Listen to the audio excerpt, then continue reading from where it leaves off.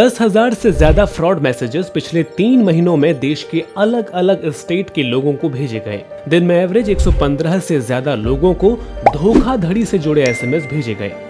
यदि दिन में एक भी व्यक्ति इन स्कैमर के जाल में फंसा तो पिछले 3 महीनों में 90 से ज्यादा लोगों को एसएमएस की सुविधा ने कंगाल बनाया। क्या एसएमएस देखकर धोखाधड़ी वाले मैसेजेस की पहचान की जा सकती है? क्या है एसएमएस के सीक्रेट कोड का मतलब, जिसे समझने के बाद आप स्कैम में फंसने से बच जाएंगे? 1 सितंबर 2024 से देश में ऐसा क्या लागू हो जाएगा जिससे अनचाही कॉल्स और मैसेजेस की समस्या से काफी हद तक छुटकारा मिल जाएगा? साथ ही जाने फेक मैसेज या कॉल्स की शिकायत कहां करें। एसएमएस देखकर कई हद तक धोखाधड़ी वाले मैसेजेस की पहचान की जा सकती है। फ्रॉड मैसेजेस में आपको कोई न कोई गलती जरूर दिख जाएगी।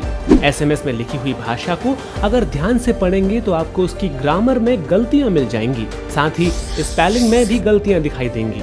इसके अलावा अगर आपने एसएमएस के सीक्रेट कोड को समझ लिया तो आप स्कैमर्स के जाल में कभी नहीं फंसेंगे। हमें दिन में 100 से ज्यादा मैसेजेस आते हैं और हमें लगता है कि ये रैंडम नंबर्स और लेटर्स का कॉम्बिनेशन है, लेकिन ऐसा नहीं है। इन रैंडम कॉम्बिनेशन में एसएमएस भेजने वाले का सीक्रेट है।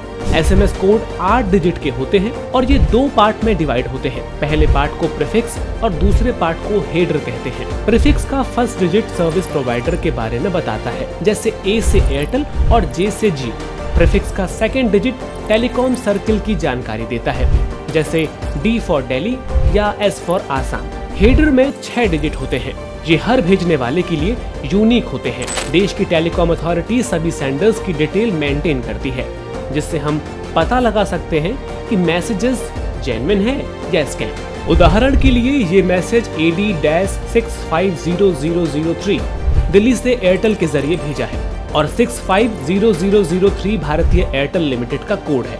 लेकिन ये दूसरा मैसेज AD-650053 दिल्ली से एयरटेल के जरिए ही भेजा गया है, लेकिन टेलीकॉम अथॉरिटी की लिस्ट में नहीं है और ना ही भारतीय एयरटेल लिमिटेड का कोड है। जबकि इस मैसेज में रिचार्ज से जुड़ी बात बोली गई है, जिसमें भी आप गलती देख सकते हैं। ये मैसेज सीधे तौर पर स्कैम लग रहा है। आप इस प्रकार स्कैम वाले मैसेज की पहचान कर सकते हैं। इसके साथ ही 1 सितंबर 2024 से फर्जी कॉल और स्पैम वाले एसएमएस से एक हद तक छुटकारा मिल जाएगा। इस दिन telecom regulatory authority of India देश में नया नियम लागू करने जा रही है। इस नियम के तहत अगर कोई अपने निजी मोबाइल नंबर से टेली मार्केटिंग कॉल करेगा तो उसका मोबाइल नंबर को 2 साल के लिए ब्लैकलिस्ट कर दिया जाएगा। ऐसा करने के पीछे का कारण सरकार की टेली मार्केटिंग के लिए जारी की गई नई सीरीज है। दूरसंचार विभाग ने फाइनेंशियल फ्रॉड को रोकने के मद्देनजर नई 160 वाली नंबर सीरीज शुरू की है। ऐसे में बैंकिंग और इंश्योरेंस सेक्टर को 160 नंबर सीरीज से